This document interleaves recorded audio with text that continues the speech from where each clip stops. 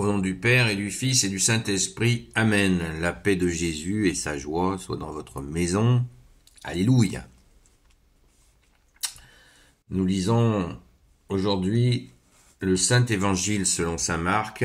Que ta parole, ô Jésus, rentre dans mon esprit, que ma bouche proclame ta parole et que mon cœur l'accueille. Au chapitre 16, versets 15 à 20, c'est l'envoi des apôtres. Rendons grâce à Jésus en remerciant pour les apôtres. Puis il leur dit, « Allez dans le monde entier porter la bonne nouvelle à toute la création. Celui qui croira et sera baptisé sera sauvé, celui qui ne croira pas sera condamné. Voici les signes qui accompagneront ceux qui auront cru. Par mon nom, ils chasseront les démons et parleront des langues nouvelles. Ils saisiront les serpents et s'ils boivent un poison mortel, il ne leur fera aucun mal. Ils imposeront les mains aux malades et ils seront guéris. Après leur avoir parlé, le Seigneur Jésus fut enlevé au ciel et il s'assit à la droite de Dieu. Quant à eux, ils partirent prêcher en tout lieu. Le Seigneur était à l'œuvre avec eux et confirmait leurs paroles par les signes qui l'accompagnaient. Merci Jésus pour ta parole. Alléluia, alléluia et encore alléluia. C'est merveilleux la mission des apôtres. Pour ceux qui sont impatients de la connaître, eh bien, courez lire les Actes des Apôtres, écrits par le grand Saint Luc, et ce sera un grand bonheur pour vous de lire les Actes des Apôtres, qui nous racontent tout n'est pas dit, mais de nombreux exemples de miracles. Allez annoncer la bonne nouvelle à toute la création, tous les peuples, toutes les nations, tous les hommes. Celui qui croira et sera baptisé sera sauvé. Alléluia. Merci Jésus pour ton saint baptême catholique. Celui qui ne croira pas sera condamné. Aïe. Aïe. Et oui, pourquoi? Pourquoi Jésus dit ça? Pourquoi tu nous dis ça, bien-aimé Jésus? Ben c'est clair. Jésus parle des signes. C'est les gens que les apôtres vont rencontrer vont avoir des signes miraculeux. Donc celui qui ne croira pas en ces signes qui viennent bien de Dieu, Père, Fils et Saint-Esprit, eh bien celui-là sera condamné, il se condamnera tout seul. Il aura eu la grâce d'être accueilli par Dieu et il la refusera. Donc c'est une auto-condamnation en fait. C'est une crédulité qui mène à une autocondamnation, tout simplement. Vous avez la merveille de Dieu sous votre nez, il ne reste plus qu'à entrer dans la joie et vous la refusez.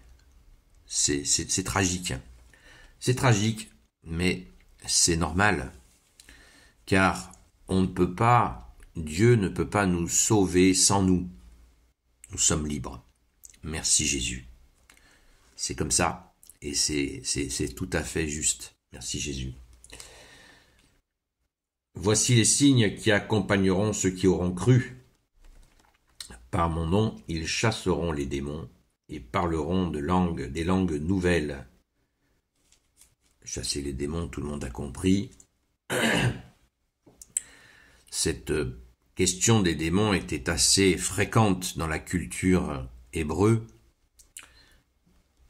et l'expression, d'ailleurs Jésus l'a entendu aussi, celui-là il a un démon.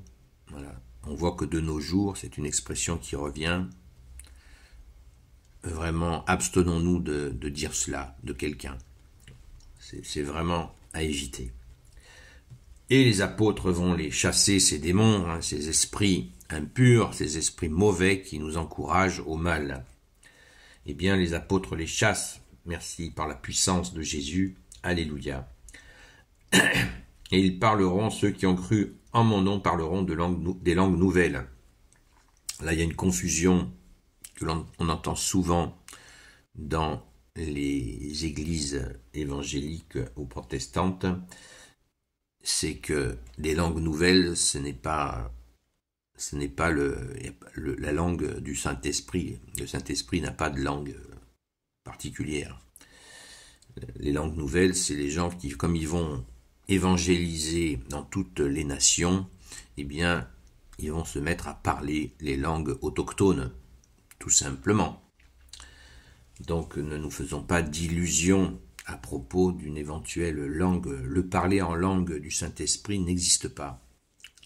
Soyons-en sûrs. Ils saisiront les serpents, et s'ils boivent un poison mortel, il ne leur fera aucun mal. Ils imposeront les mains aux malades et ils seront guéris. Les fameux serpents saisis. Alors, les serpents saisis, nous savons que là, il y a aussi une métaphore, une image. Jésus nous donne une image. Qu'est-ce que le serpent? Le serpent, c'est celui qui rampe, qui est rusé, celui qui a trompé Ève, et qui est rusé comme le serpent, et qu'il nous faut absolument éviter ses séductions et sa morsure. Eh bien, pas de souci avec ça. Et dans nos vies, il y a des situations où, effectivement, on a l'expression aussi qu'il y a un loup. On peut dire aussi qu'il y a un serpent, il y a une vipère. Il y a une expression qui dit il y a une vipère. Dans une situation, il y a une vipère, quelque chose qui mord. Le refus de la grâce est souvent assimilé à ce serpent qui s'est installé à un endroit et qui mord pour ne pas en être délogé. Eh bien, en demandant à Jésus d'être libéré de cette situation sinueuse, cette situation tordue, eh bien, tout arrive. Merci Jésus. Donc, ne refusons pas celui qui vient nous libérer d'une situation noueuse, visqueuse, tordue, perfide. Merci Jésus. Alléluia. Après leur avoir parlé, le Seigneur, bon, je ne parle pas des guérisons des malades, ils imposeront les mains aux malades et ils seront guéris. C'est merveilleux, là Jésus parle aux apôtres. Hélas, il y a encore dans tous les siècles et de nos jours beaucoup de gens qui s'auto-proclament guérisseurs avec leurs mains, en imposant les mains. Eh bien, c'est extrêmement rare. C'est un charisme. Là, les apôtres l'ont tous, parce qu'ils ont reçu la force d'en haut. Ils vont la recevoir à la Pentecôte. Et ce charisme-là, de guérir avec ses mains, ou de soulager avec ses mains, un charisme donné par Jésus, est extrêmement rare. Pour beaucoup de bonnes raisons, Jésus ne donne pas ce charisme comme des petits pains. Et il a raison, parce que s'il suffisait de poser les mains pour régler le problème, nous sommes acteurs de nos difficultés souvent, on y est pour quelque chose dans nos difficultés, il nous faut comprendre ce qui se passe, pas toujours, mais assez souvent, et si beaucoup de gens avaient ce don d'imposer les mains, on peut imaginer les gens sur un tapis roulant et puis les personnes qui posent les mains et voilà, on guérit les malades comme ça. Non, c'est pas sérieux. Le charisme de guérison par l'imposition des mains est extrêmement rare et demande une grande, très très grande sagesse, un grand amour et une immense écoute de Jésus lui-même. Amen. Donc ceux qui disent guérir en imposant les mains et qui ne sont pas avec Jésus dans leur vie, voilà, passez votre chemin. Après leur avoir parlé, le Seigneur Jésus fut enlevé au ciel et il s'assit à la droite de Dieu.